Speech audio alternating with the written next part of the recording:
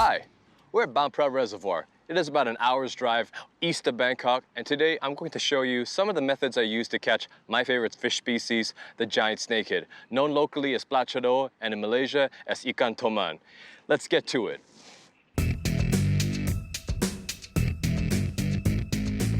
Right now I'm using my sonar to find what's underneath the water, see how deep it is, what temperature it is, and all that kind of stuff. We are at 4.2 meters. There's a lot of fish, lots of vegetation underneath as well. The vegetation actually extends over 1.5 meters above the bottom. All the fish are hanging above the vegetation, so that's good too. All the fish are hanging out in the shallows. So I'm gonna start with some top waters, see what's going on. Earlier in the mornings, they'd like to hunt in the shallows, but then when the sun gets brighter, and they can go deeper to look for fish, that's when they go more towards the open water, so they won't be staying around the shallows as much. It's never easy picking the right lure to catch the fish that you want. So here are some of the main factors to consider. Sunlight plays a very important factor to choosing your lures.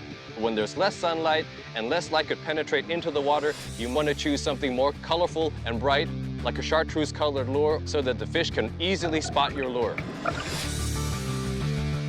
Another factor that you have to consider is barometric pressure. When the pressure has been steady for a long time, fish become sluggish, so I would use something like a swim bait, for example, that has a slow presentation. The next thing to consider is water color. If the water is dirty and stained, you're gonna need the visibility, so you're gonna have to use something more clear, like a chartreuse colored lure like this one. When you're looking for snakeheads, it's quite easy. They surface for air. So when you see a big ring in the water, usually that's a snakehead. ขออนุญาตโน้นเหรอ ก่อนนี้ดีกว่าพี่ยอด ขออนุญาตนี้เนาะ ใช่ Okay. There are a lot of bubbles, but the fish aren't biting. We've been searching around the heavy cover area for a while now, but we haven't found any good responses yet. That's fishing for you. You don't always expect to catch fish, but you always have to calculate. You always have to adjust yourself to how the fish is. And if should you win or lose, you will always have to walk out with a smile on your face because you went fishing.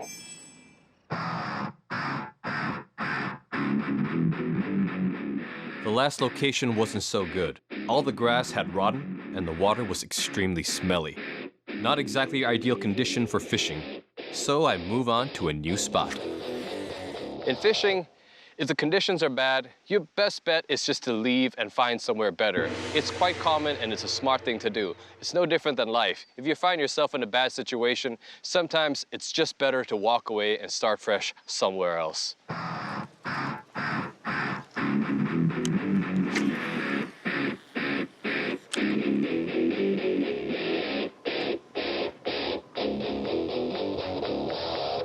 Fish on.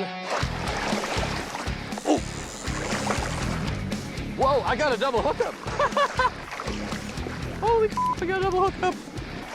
I got 2 fish in the same lure. Okay, now only 1 fish. Okay, let's lift it in. There you go, guys. This is a giant snakehead.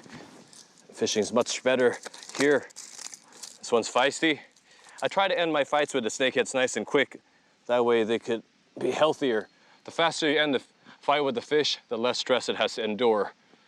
We didn't have much success at the first location, but sometimes you just gotta move around a bit, stick with your science and what you know, and sometimes you might get a little lucky. Time to let it go.